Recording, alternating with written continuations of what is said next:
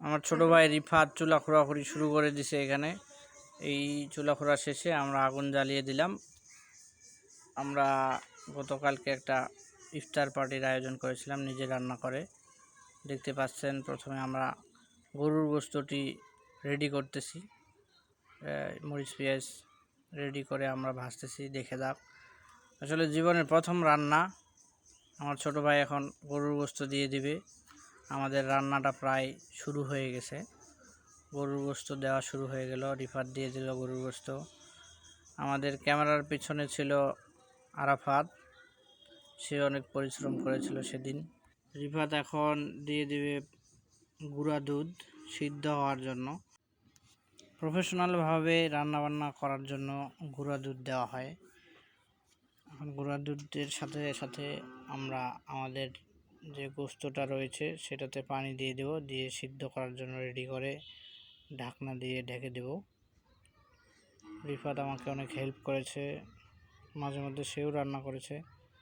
আমি নিয়ে চলে আসলাম একটু টক দই।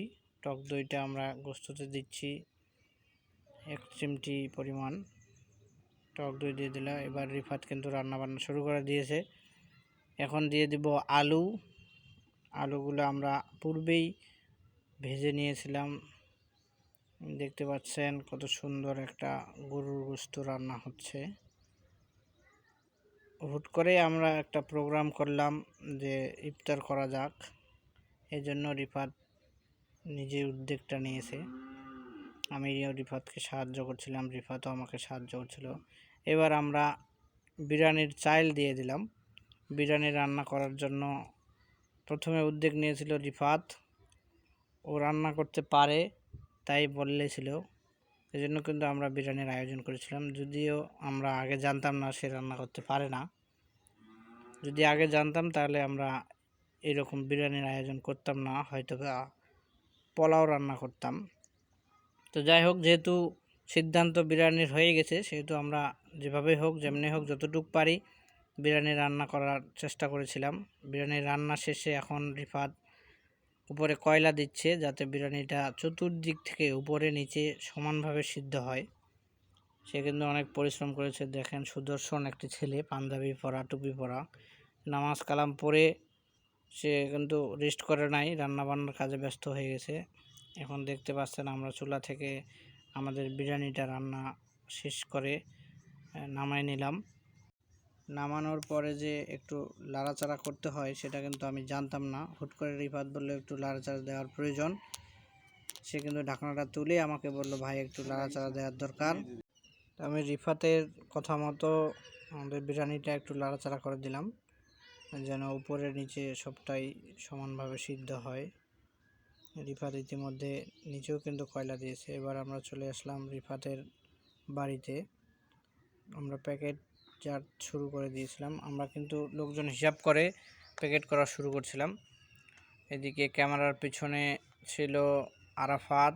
আমরা যেটা ধারণা করছিলাম সেটাই হয়েছে। এখন আমরা চলে যাচ্ছি সুখদেবপুরের পাশে নদীর ঘাটে, যেখানে আমরা ইফতারের জন্য একটা স্থান নির্ধারণ করেছিলাম। তা আমরা যাচ্ছিলাম, যেতে যেতে কিন্তু অনেক ভালো লেগেছে। সুন্দর একটি বাতাস, সারাদিন কাজকর্ম করে ক্লান্ত শরীরে আমার রিফাত ছোট ভাই সে কিন্তু বাইকটা চালাচ্ছে, কত সুন্দর ফিল। একটু পরে আপনারা দেখতে পাবেন। সাথে ছিল আমাদের নয়ন ভাই। আমরা প্রায় 8 জন সেখানে গেছিলাম। অনেক ভালো লেগেছে ইফতারটা করে। এটা ছিলাম আমি, আমার সাথে ছিল সারোয়ার ভাই, শ্রদ্ধেয় বড় ভাই, আর ভিডিওতে ছিল আরাফাত। সামনে দেখতে পাচ্ছেন নয়ন ভাইয়ের গাড়ি, নয়ন ভাই, ওরা 3 জন ছিল। দেখতে পাচ্ছেন আমরা সুখদেবপুরের উদ্দেশ্যে যাচ্ছি। রাস্তাটা অনেক সুন্দর। এই যে সুদর্শন বয়, ব্লুটুথ বয় রিফাতকে দেখতে পাচ্ছেন। সে কিন্তু সারাদিন অনেক ক্লান্ত শরীরে সে এখন একটু বাইক রাইড করে খুব ফিল মুডে আছে। সে কিন্তু অনেক চিল মুডে গাড়ি চালাচ্ছিল। আমি একটু সাবধানে গাড়ি চালাচ্ছিলাম, কারণ ওই সময় সন্ধ্যার আগে পোকা ছিল রাস্তায় প্রচুর পরিমাণে।